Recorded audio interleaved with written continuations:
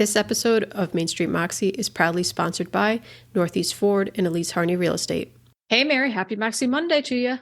Happy Moxie Monday to you. So who do we have today? Today, we have someone that you and I both know, Jenny Hansell, and you and I both know her from her days at the Northeast Community Center when she was the head of that organization and grew it from being just a village-based organization to a whole county-wide organization. In 2018, she moved on up to the Berkshires and is the president of the Berkshire Natural Resources Council, and has been doing some amazing things up there.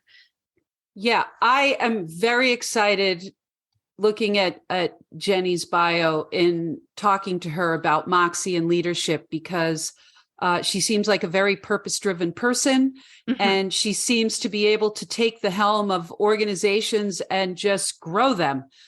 So I'm really interested to hear how she does that. So she's got a really eclectic mix of experience that I'm hoping we'll explore, and I am very excited to see Jenny again. I know, it's been a few years. I'm excited to see her as well. Let's just dive in.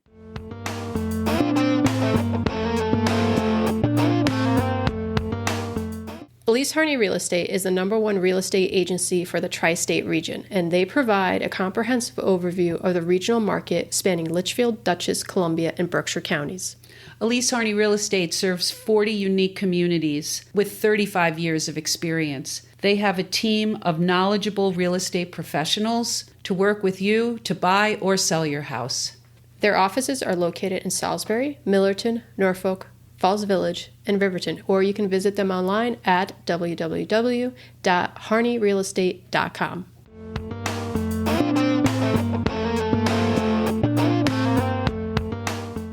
Jenny, thank you so much for joining us today on Main Street Moxie. How are you?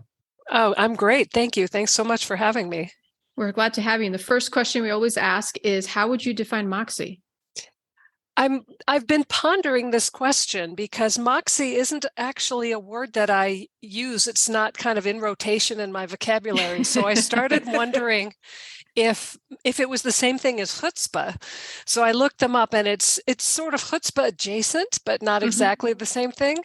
But I guess when I think about it, Moxie is courage. And when I think about courage, I think a lot about the idea that you don't have to be a courageous person to show courage. Like a fearful and uncertain person can still be brave in any given moment. And that it's sort of incumbent on us to show courage, or moxie in this case, even if we feel incapable of it, when the moment requires it of us. And how have you used that in your life? Because you have had quite the career. So how have you taken those moments of courage and implemented them? There are very few moments in my life where I can look back and say, wow, I was so brave, or I was really showing moxie in that particular moment, right. or that it felt like that at the time. Maybe looking back, I can say, well, that took some guts to do that. For example, and I know that we're sort of going, you wanted to start at the beginning, but I just volunteered my organization here, the Berkshire Natural Resources Council, to apply for an $8 million grant. Wow. Which is vastly larger and with a vastly larger kind of scope than anything we've ever done before. And I was kind of writing a memo about it to somebody and said, this is crazy on so many levels, but it was just clear that it's what the moment required. The moment was asking of us as an organization to step up and take and be the leader in this particular area. And I feel like there have been many times in my life where somebody had to step up. And you look around and you think, who's it going to be? And then you realize, oh, I guess it's going to be me, because I don't see anyone else. So that kind of stepping into the void, that definitely requires moxie. And some of our previous guests have talked about this unreflective nature of moxie, that while you're doing it, you're not thinking it's moxie, you're just doing what needs to be done in the moment. And that it's only upon reflection where you say, as you had just said, that you say, wow, that was pretty gutsy of me. What is it inside you that has you stepping forward into these roles, into these positions or places? What is it? Have you always had it? Have you developed it over time? Or were you like the kid on the playground or like, well, I'm going to do it? Well, I probably had a know-it-all, telling people when they were wrong side to me when I was a kid, that I've had to work very hard and I'm still working hard. I see it in my own kids too. When you think you're the smartest person in the room and you have to learn not to and not to be. There was I remember in high school, a teacher invited me to join some regional leadership, something or other. And I was kind of like, who, me? Like, why I don't know what you see in me that led you to invite me to do this. But I feel like that was kind of the first moment in my life when I sort of thought of myself and the word leadership in the same sentence. And I think it's always been kind of in the background ever since, kind of an awareness that people might see me that way. There's many times in my life that I feel like I've totally faded into the background easily, or at least I perceive myself that way, very shy, very socially awkward, not the life of the party. So it's funny when you sort of try to line up these different images that you have of yourself, how do they all align? How are they all the same person? And I still don't necessarily know the answer to that question. But recently I was working, a couple of years ago, I decided I needed to work with an executive coach.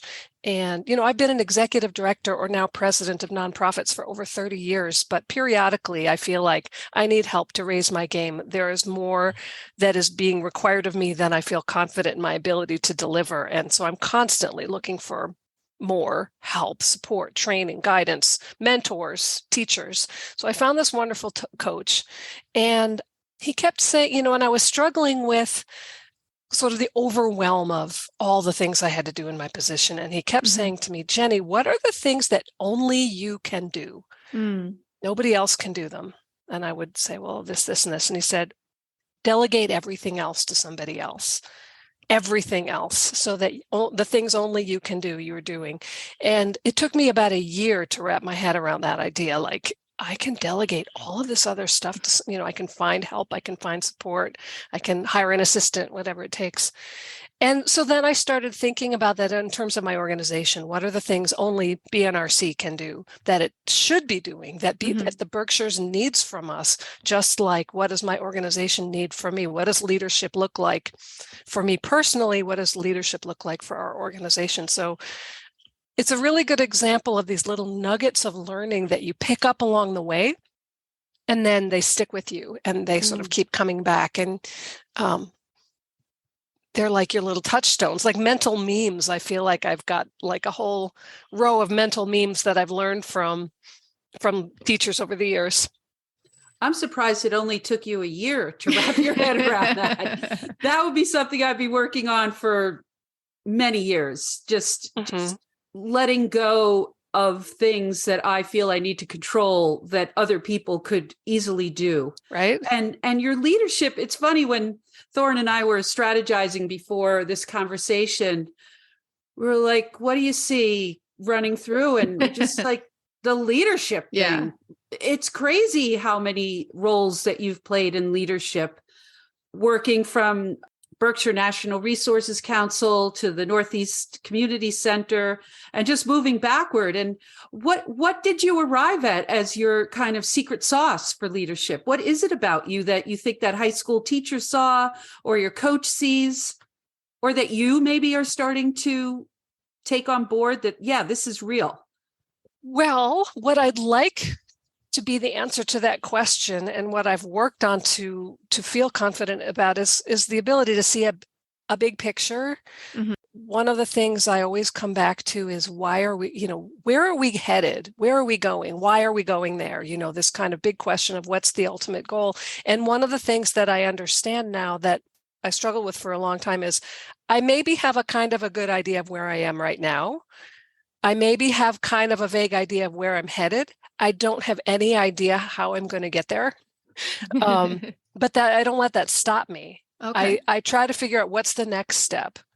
And I take that, and then maybe I'm stuck there for a while before I know what the next one is. And as long as I remember why I'm going there and what there looks like, and by the time I get there, it might actually look pretty different.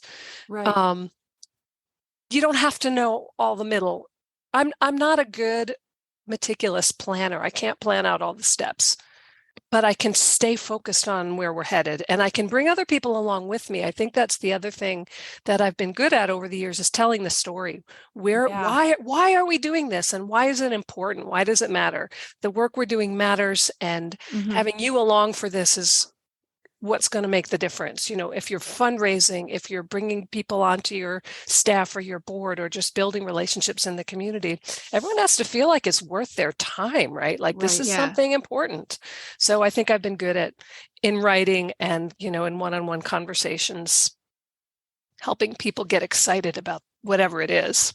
So this current role as the president of BNRC, can you share just what that organization, what the remit is, and how you've helped double it in terms of its and increase its mission or focus? Sure. Can you just share a little of that? Well, I came to BNRC in the beginning of 2018, so I had almost 2 solid years before the pandemic, which was very fortunate to get my feet on the ground. I didn't really have a background in land conservation per se. BNRC was started in 1967 by a visionary leader named George Wislocki here in the Berkshires. He lives and still lives in Pittsfield. And the goal became, over the years, to conserve land, protect the most beautiful, the most vulnerable places in the Berkshires. So people started donating land to the organization. We started buying land or using various strategies like conservation restrictions. In other states, they're called conservation easements to conserve land. And basically that just means it's protected forever. It will never be developed. It will always be green. It will always be in its natural state. And that was most of what we did for a long time. We, over the years, by the time I got here, I think we owned in fee, and I'm using air quotes because the word land, the concept of land ownership is really complicated, right? When you think about how did this land come to be under our care, whose was it originally? I always use the word ownership with some kind of mental quotation marks. But anyway, at that time, we owned about 11,000 acres of land throughout the Berkshires and held conservation restrictions, which means we kind of own the development rights essentially, but the landowner still owns them on another 10 or 11,000. Now we're up to a total of 26,000 between those two things. Wow. We also have served as an assist in a way, helping other agencies acquire probably another 100,000 acres. So, for example, Massachusetts may be able to allocate funding to buy a piece of land, but it takes them a year and a half. And meanwhile, the landowner needs to sell now. We can pre-acquire it, hold it, and then sell it to the state down the line, those kinds of things, or just use our flexibility and resources to take all the preliminary steps. When you're buying property, you need to do a title search and make sure the survey is correct, all that stuff. Right. And then over in more recent years, building trails became a big part of what we do, opening that land and making it accessible to the public, building accessible trails. We have 3 fully accessible trails, which means a wheelchair could ride on them, or a stroller, or, a person with mobility challenges. We also just published a guide to other accessible trails throughout the Berkshires on top of that.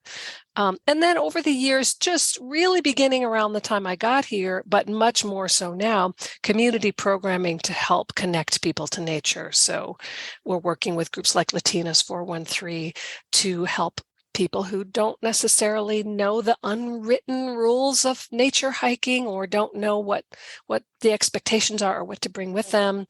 We make equipment available. So we have snowshoes that will lend to folks who want to come on one of our outings. We have hundreds of volunteer projects that we do. Basically, what I've done since I've gotten here is kind of invest in the community connection piece of it, and just invest generally in growing the organization, because there's a real urgency. If you look at what's happening with the climate, if you look at what's happening with the crash of so many species, we can't wait to protect this land and protect this habitat. We have to act now. COVID only accelerated the development pressures on lands, where you are as well as up here. And farmland in particular is disappearing at a terrifying rate. And And, it's funny, this gets back to the why. I was telling my nephew a couple of weeks ago, we applied for this big multi-million-dollar grant. It'll all be about helping young farmers and under-resourced farmers have access to farmland, because farmland is so expensive. And, why wouldn't a farmer sell that land to a developer if they could get millions of dollars for it? So what are the things that we can do to change that process? And he asked me a great question. He said, why is it important? Like, why should I care about farmland? Right. He's a city kid. He doesn't spend a lot of time in the country. And I'm so glad he asked, because of course you have to go back to that over and over again. Why should we spend time, effort, money, huge amount of resources on this? So I started making the case. I said, well, resilient local food system, where's our food coming from as water in the West disappears? And he kind of shrugged. And then I said, the beauty of the landscape, the Berkshires has traditionally been farmland forever, these sort of keeping the Berkshires as they are. And he could not have cared less about that. And then I said, and also these farm soils sequester carbon, and they provide habitat for species. These are really important buffers against climate change. And he was like, okay, you got me, I'm in. And he's 23. So every generation has different priorities, and depending on where you're from and what your background is, you care about different things. But I feel like the work we're doing is meaningful in some way to everybody, because it's the air you breathe, it's the water you drink, it's what you see when you leave your house. And that goes back to learning how to tell the story, figuring out who's your audience and what is going to resonate with them most effectively. Absolutely. And I feel like that is something that I observed in you and Thorin probably did as well when you were the head of the Northeast Community Center, which was not serving nature, although you had natural components to it, was children and families. And you were very good then at creating the narrative for why this is important and why people should care. People who might not have kids, or their kids are grown and they're empty nesters. And I think that's definitely part of your model for leadership is getting that emotional appeal going, which is critical for fundraising, for volunteers, for everyone. One of the things about the Northeast Community Center is not everybody knew about it. Not everybody was aware of it. And of course, board members would always say, I met somebody in the grocery store and they never heard of us. We need to do something about that. And I would always say, well, when they need us, they'll find us. If they're looking for a community center, we are easy to find. If they need transportation for their elderly mother, or, they know someone who's in need of support, from a food pantry or whatever it might be, daycare. Now they've started a daycare center, which was a dream that I had for decades and couldn't quite pull it off. But the next generation of leaders there has made it happen, which is so exciting to see. We were there for everybody, and we served everybody at one time or another. But how did you go from taking this community center that was pretty much village-based here in Millerton to the entire community, because it's grown so much and now it serves such a large part of not just the village of Millerton, but Northeast and beyond? Was that part of your vision and long-term plan for it? Because you were there quite a while and did remarkable things there. It's a great question, because one of the things that leaders struggle with is when to say yes to new things that come along and when to say no. And I probably said yes more than it was sane to do, but very, very little of what happened at the Northeast Community Center was actually my idea personally or my personal project. Almost all of it was somebody came to me and said, will you take this on? And one of the things that really led us to be, and usually I would say, sure, absolutely, let's do it, even if it was crazy, kind of like this grant that I was just telling you about. It came to us, I said, okay, we've got to do this. So one of the things that made us regional was, going back 15 years now, Gertrude O'Sullivan, who was then and maybe still a staff member of the Foundation for Community Health in Sharon, came to me and said, and we had worked together on some small scale things. We had a program called the Care Car, which was volunteers driving people to the doctor. And she said, I'd like to help you get a dial-a-ride bus going in this area, and the foundation will support it. And it should serve more than just Millerton. And I said, yes, let's do that. And with her help and support and brilliance, because I think another thing that makes a good leader is using the gifts of other people around you, their intelligence, their skills, their knowledge. You can't know everything about everything, but you need to sort of deploy the people who do. So she was just the perfect partner, and the foundation was the perfect partner to get this off the ground and helped us. She was right there with us when we got our first really large state grant. So it was, other things that we did were like that we started the Millerton Farmers Market because someone came to me, Karen Kisslinger, and said, we should have a farmers market in Millerton. And I remember meeting with somebody in Poughkeepsie who knew something about farmers markets. And she said, oh, you'll never pull that off in Millerton. Don't ever tell me that. Right. That farmers market has been going strong now for 15 years and is a huge resource for the community because it was somebody else's idea that I figured out how to make it happen. It's a huge draw every weekend. And even my daughter's like, oh, look at the farmer's market. Let's stop. Yep. Well, and, it's a community gathering place. There's community centers can have a lot of different definitions, right? A community center is a place that brings people together. And, there's nothing more like that, the sort of outdoor open air community center of a farmer's market. You see your dogs and your children and your grandparents and everybody's meeting their neighbors. It's, it's like that, and the town dump are the places where people meet their neighbors, right? But you don't spend as much time at the dump as you do at the community center. I mean, at the farmer's market.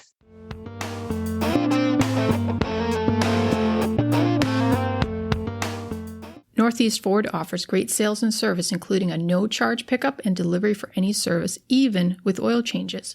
And they offer 2-year unlimited oil changes with any vehicle purchase, new or pre-owned. Northeast Ford makes buying, selling, or trading in your car super easy. They have charging stations for your electric vehicle and a ready cash now offer and vehicle check on the spot if you wish to sell your vehicle. And they provide help with all the paperwork. They service 6 counties, and they are located at 182 Route 44 in Millerton, where you can swing by and see Lan and his great sales team. Or visit them online at www.northeastfordmillerton.com.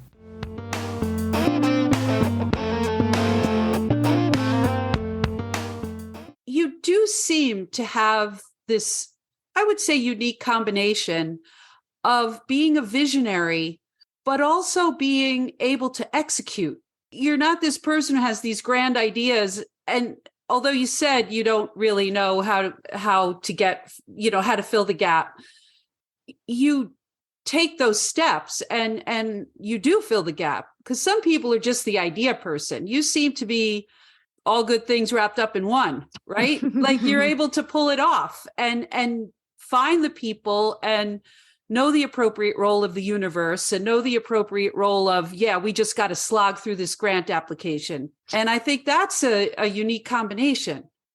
Well, funny, a couple of things that come to mind as you say that. One is an area where I wish I had more Moxie, and maybe I still have work to do in this, is to have the confidence in my own ideas, to put as much energy and thought and creativity into them as I do into ideas that other people bring to me. Maybe there's a part of me that feels like, well, that's just self-indulgent or selfish if I try to ask other people to devote their time and energy to something that I brought to the table. So I'm pondering that as we talk. But, you use the word universe, which is something that I've recently, in recent years, kind of come to this idea that I think a lot of people promote, which is you have to sort of put out into the universe what you want in order to get it. And another way of looking at that, years and years ago, I went to some conference. I think I was still working at the Audubon Society, and the head of the New York State Department of Environmental Protection was talking, and he said something like, we're going to put a $2 billion request into the budget this year, and it's 10 times anything we've ever asked for before. I'm making up the 10 times part, but the 2 billion really stuck with me. And he said, you have to ask for everything you want or you won't get it. And I have never forgotten that. Yeah. So I think people really struggle with growing nonprofits, and they feel overwhelmed, and they feel like there's not enough money out there, and we're sort of stuck in this little kind of hole that we're in, the size we are. And there are limitations on resources, but if you envision that the money's out there and you go out and you ask for it and you know why you want it and how much you need, when you're writing next year's budget, you say, I need an assistant because I can't get it all done. And I can't do the things that I was put here on earth to do if I'm busy, whatever thing that I could hire somebody else to do. Not that it's trivial, it's key, it's important, but it's not the best use of my talent. It's the best use of somebody else's. So you have to visualize that you want it. You have to say it out loud. You have to put it in the budget. You have to go out and ask for it. You have to write the grant to get it. Whatever it is, if you don't take those steps, it's definitely not going to happen. And doing all those steps is no guarantee that it is going to happen. But you've also laid the groundwork. So I've been thinking a lot about that this week because I wrote this grant. It's turned out to be a $7.66 million grant working with 11 partners to address this farmland question of how to help young and incoming farmers have access to land and capital.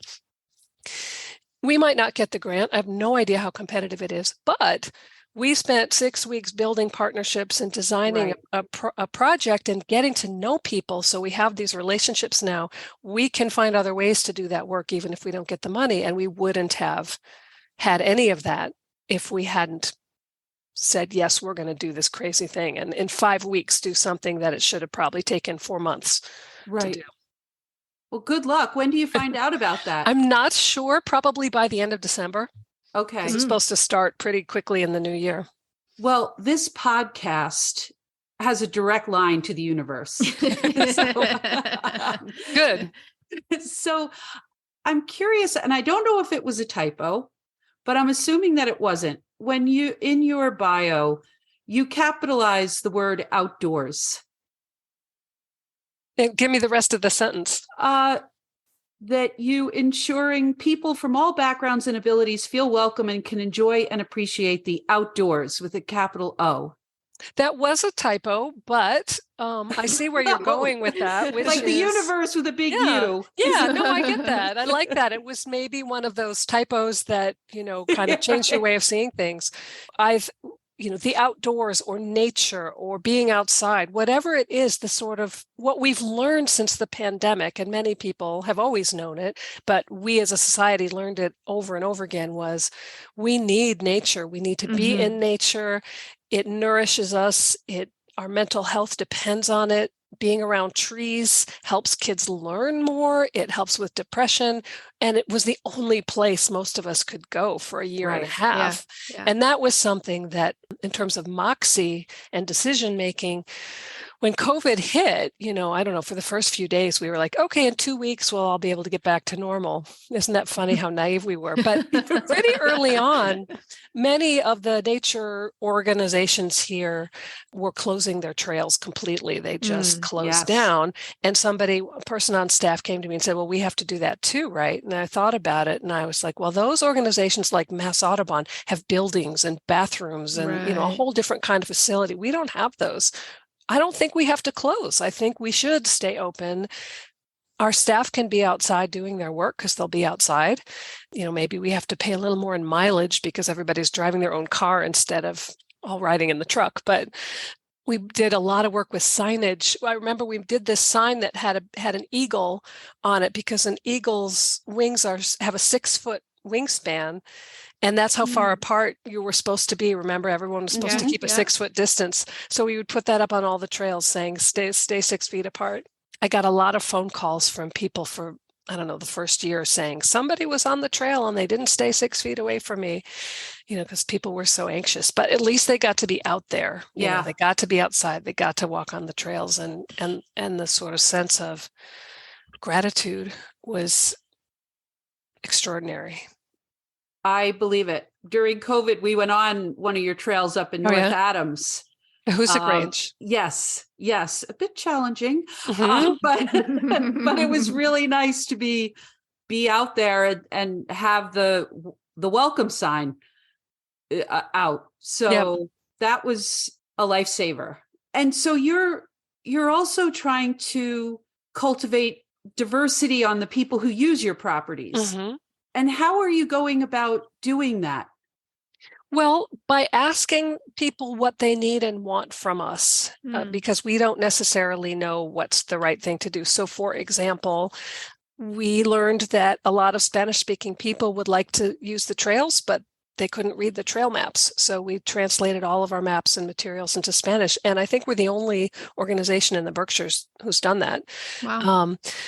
We learned from our partners, Latinas 413, that there are people who come from countries where you do not walk in the woods because it's literally taking your life in your hands if you do. So how do you help them feel welcome and sort of understand how to do it, what to do, what those sort of unwritten rules are if you didn't grow up doing that? So we published fairly big, it's bigger than a brochure, I guess I would just call it a publication called Everybody Can Hike. And has everything from like, what do you do if you have to go to the bathroom in the woods? And, what should I bring and how to stay safe? And what do I do if I get lost? And just kind of all the things you need to know to feel safe. And we run a lot of bilingual hikes working with partners so that people can have that first experience with a group. So that's one really big thing. We've been really working with the Stockbridge Munsee, the indigenous people who are from here.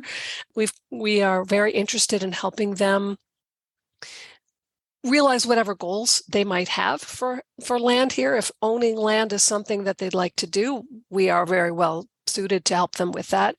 As I've mentioned, we've done assists multiple times to help other organizations acquire land. When we've done that, typically it's like, oh, this piece of land is adjacent to a Mass Audubon property. Let's help Mass Audubon acquire it. Or this piece of land abuts a state park. This should just be aggregated to the state park.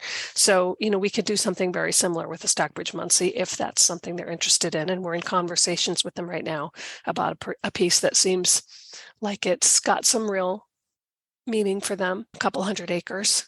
And working with families, we partner with a group called Berkshire Family Hikes to do a lot of kids programming. Another thing that we innovated during COVID was a lot of sort of self-guided outdoor experiences. We do these things called story walks, where you take pages from a book and you put them on a post on the trail so people can, and they're at little kid levels, so you can go from one to another. And the first one that we did was about an African-American entomologist. And people love those. We have them all over. And actually, that was one of the things that really opened our eyes to the need for Spanish language materials, because we came back to pick up those posts one day and somebody had handwritten a Spanish translation and attached it to one of the posts. So we were like, yeah, our eyes are opened to something that we weren't noticing before.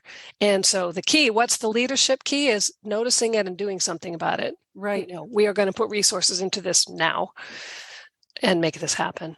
So if I can back up, so you are originally from Detroit and your education is quite impressive, getting your BA from Yale and then master's from UConn. But what was the process from from early on in Detroit, little Jenny going through to Yale and onward to become the heads of these different organizations that all seem to be very community oriented in one way or the other in this area? What was that trajectory, and what was kind of the impetus for you that interested you to go into kind of community service in a way? I'm trying to think of a way to answer that question that's the right length of time, not too long and not too short. Yeah, sure. I think I certainly had an awareness. The school that I went to in Michigan, in Detroit, was very community service oriented. It was a school founded on the principles of humanism. It's called Roper School, and its founders, George and Anna Marie Roper, were refugees from the Holocaust. And they always cultivated a sense of, we have a responsibility beyond ourselves. And there were always opportunities to give back in that school. I always used to sort of jokingly refer to it as kind of a little hippie school, because in the 70s, when I was in middle and starting high school, it was very free form. Like, you could have days where you had no classes and you could just run around in the woods. And I think probably that's where my love of nature really developed, because there was a couple of acres of woods and a little creek, and I did my first bird watching there. But I think it was really when I got to college that my eyes were opened even more. I sort of started recognizing that I lived in Detroit, but the word privilege started really emerging for me. So I started doing a lot of volunteering through various organizations in college. I was a sort of an art major and sort of not. I took a lot of art classes and thought I was going to be an artist, but that didn't really happen until just the last few years when I went back to doing art. But so I didn't have a plan when I graduated. I didn't know what I wanted to do. All I knew was my goal eventually was to live in New York, but I didn't initially have the Moxie to do that. So I went home to Michigan. I had some friends there. I got a job as a courtroom sketch artist on the Ann Arbor News, which lasted for not very long, but it was a lot of fun. And I just kind of bummed around Ann Arbor for a while. I was a waitress and, sold ballet shoes in a dancewear store and stuff. And then kind of coincidentally, it's funny, all these threads kind of weave through and kind of come up at different times. I had friends in college who had done really cool internships through the Student Conservation Association, going to Alaska or Rocky, some great national park somewhere. And I thought, well, I have no experience, I have no background, but maybe I could get an SCA gig at Isle Royale National Park, which is in the far north of Michigan. So I spent the summer after a year after college, if that makes sense. I graduated college in 86, and in the summer of 87, I spent 3 months sitting on this island in Lake Superior, learning about wildflowers and the history of that place, and sort of fell in love with it, but also still wanted to move to New York, thinking maybe a career in children's television. So like any 23-year-old, I was, or maybe not like all of them, but like many 23-year-olds, I had no idea. And I felt terrible about it because my brother, who was a few years older than me, knew exactly what he wanted to do. He always knew he'd be a journalist. He was one. He got a job at the New York Times. He was like, and I knew lots of people who had a very clear path, and I just never have, and I still don't. I temped in New York for a while, and this is one of these things where one door you walk through or don't walk through changes everything. My brother, who was a great mentor for me, handed me a phone number one day and said, here's somebody who works in children's television. They're looking for an assistant. Call them. And I didn't. Oh. I didn't have the courage to pick up the phone and call a stranger when I was whatever age I was, 23 or 24. And it never occurred to me to walk in the door at Sesame Street and say, do you have any job openings? The only way I knew how to find a job was look in the help wanted section of the New York Times. I didn't know there were other ways to do it. I didn't know that you could network, somehow or other. Or I knew it existed, but I didn't know how to do it. So I found a job description that said editorial assistant for a wildlife magazine. I thought, wildlife editorial. Okay, that's a job that could be a really good fit for me. I had done this Student Conservation Association gig. I knew I was a good writer. So it turned out to be for the Audubon Society. This will tell you how old I am. I applied for it, and it turned out to be an agency that was, sort of handling the hire. And they said, great, we'll fax your resume over. And I was like, what's a... I thought you were going to say the dodo was not extinct. Well, it might as well have been. The funny thing is, what was that, 1987? I had never heard of a fax machine, and now kids today have also never heard of a fax machine because they came and went. But kind of like push button phones, right? They existed for a little while. Anyway, the job turned out someone else had taken that job. And funny little side note, the person who had taken that job, Reader, I married him. I'm married to him. That's where I met my husband. But they had a job open in the fundraising department working on a project called the Birdathon. And I had never given a thought to fundraising, except that probably one summer I had a job knocking on doors for Greenpeace. And instead of knocking on doors, I would just go read for 8 hours and go home. I just was terrible at it. Another conversation, you can ask me about all the jobs I've been fired from in my life. Well, there have been a few. Those. We do.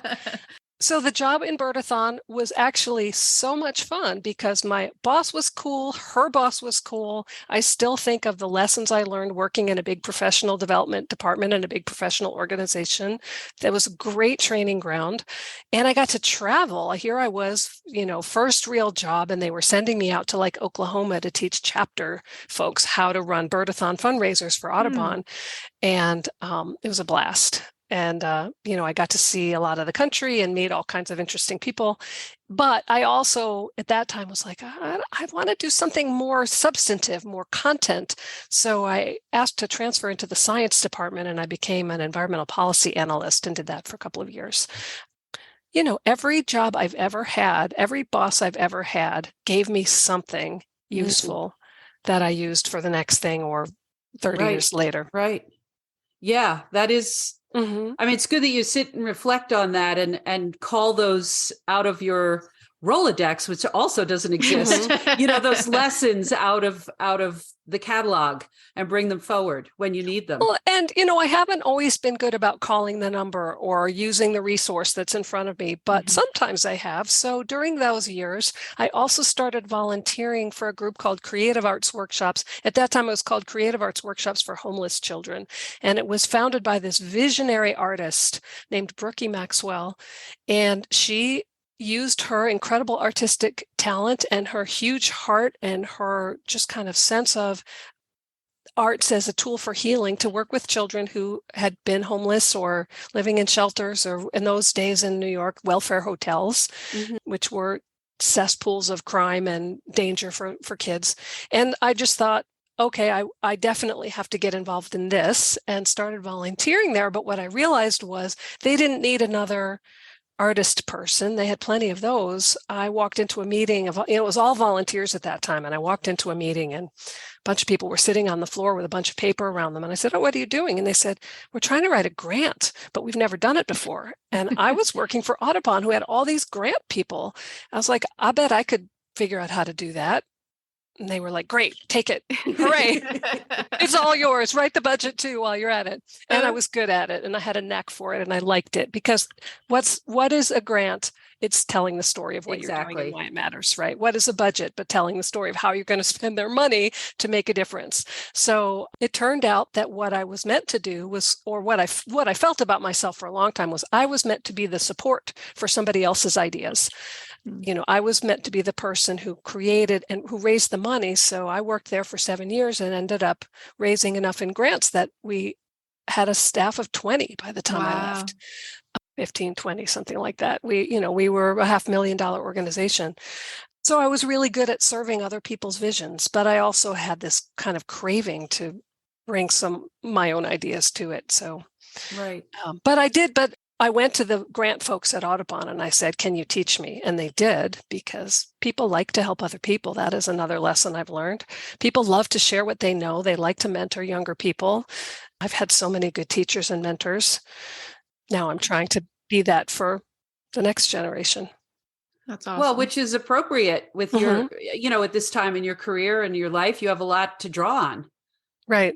I actually have been toying with the idea of writing a book, trying to sort of like simple, short lessons for people, for nonprofit leaders who don't have time to read a big leadership book.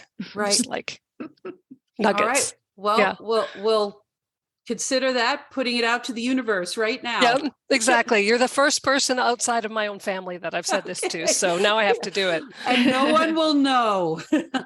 Before we wrap up, I'm really curious about this painter of landscapes, portraits, and other subjects. And I'm just wondering, you said that's a recent addition to your life, how your role as the head of a nature-based nonprofit has informed how you approach nature in your paintings, or does it inspire you? Does one inspire the other? Does it give you a different eye to look at whatever you're capturing?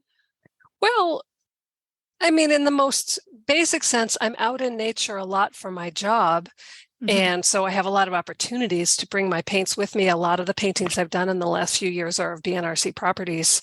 But really, it's like the other side of my brain, the left side and the right side of your brain or whatever. It's the side of my brain that I'm not thinking about work, that, leadership or decision-making or phone calls and computer emails, whatever. It's all turned off. Yeah. So it probably does inform it in some subconscious way, but mostly it's what I do so that when I'm not thinking about work. And it's like meditation. It calms my brain. It soothes me. It gives me, it's my rest from work.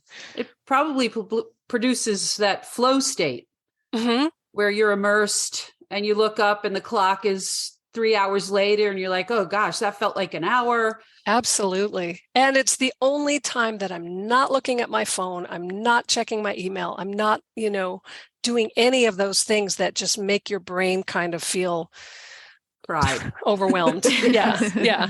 Thorin, Mary. We've come to that moment of the final question. We always ask our guests if they could give a little bit of advice, Moxie advice, a little nugget, whether it be small, large, or medium, to our listeners. What might that be that you have taken from your life and experience? One little step is exactly what I was thinking, because what held me back from, let's say, painting for so many years was, what if it's terrible? What if the outcome is bad? I can't even start, because what if where I get to is bad? And what if people judge me? And one thing that I've learned, I think that I didn't invent this, and many people have said this, but if you can kind of label that voice in your head that's telling you, you're going to suck at this, don't do this, it's a bad idea, it's too risky, you're going to make a fool of yourself, whatever that voice is that's telling you not to, and notice it, and then give it a name, and then say, kindly go away and leave me alone now. And the person who taught me this had a much spicier way of saying that, but I won't say that on your podcast, I'm sure you can imagine. But off, please. And then turn off that sort of, try to tell yourself, it doesn't matter if this thing I'm about to do is good or bad. Just take that one step and do it one time. People always look at me painting when I'm out and about, and they say, oh, I can't draw a straight line. Well, I couldn't either. Nobody can until you try, until you start, until if it's something you want to do, if there's something that you've always been wishing, that secret wish, if only. And it took me till I was today years old to understand that it really is never too late to take a step towards something that would feed your soul. Right.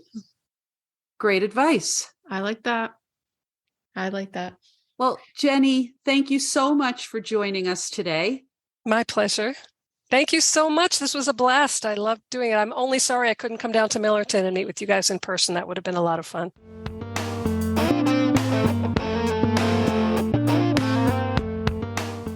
So, Thorin, what'd you think of that conversation with Jenny? Well, first off, it was so nice seeing her again and chatting and learning more about her, and a lot of things that I had no idea about in her background. But for me, one of the biggest takeaways is probably her leadership and how she approaches it, and how she's very humble about it, but that she's not afraid to kind of ask for help or ask for input. And as you and I were talking about just before we started, about the fact that it doesn't matter where the idea comes from. It's for a greater good. Yeah. I was intrigued when she said she wished she had more confidence to put her own ideas forward, because I think that lends to her humility and her credibility, that she doesn't have to come up with every idea, but that she can own it as if she did, and then find the people to help execute. And her ego seems to be absent from the equation. And I also really liked her emphasis on storytelling.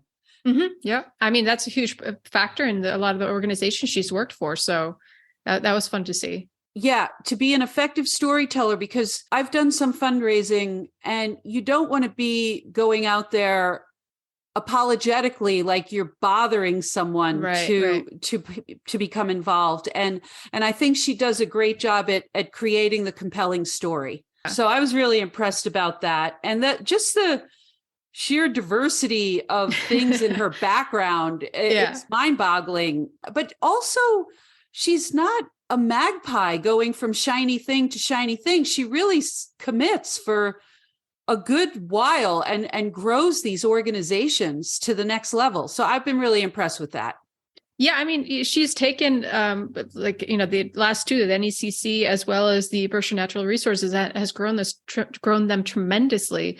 And not everyone can do that. So just that in and of itself is super impressive. But one of my other takeaways was just how it takes a village, and so it's not just about her as the head, but she says pulls in people from all walks of life for creating opportunities, and so that's a lot. I think a lot of ideas come also from that, but the fact that she's open to that, I think talks volumes about her leadership and why she's successful at it. But I also like to, her early beginnings, the fact that, her school, her elementary school or high school, really set the precedent for her in this being part of a community and giving back. And then kind of how she, in a roundabout way, came to where she is today. And it just goes to show you that every decision makes an impact on where you end up and what you do.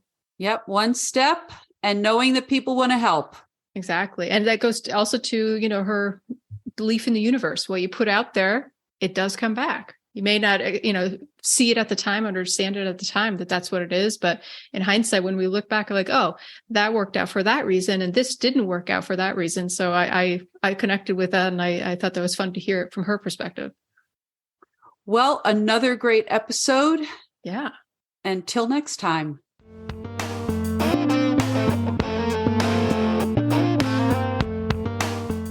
This episode of Main Street Moxie is proudly sponsored by Northeast Ford and Elise Harney Real Estate.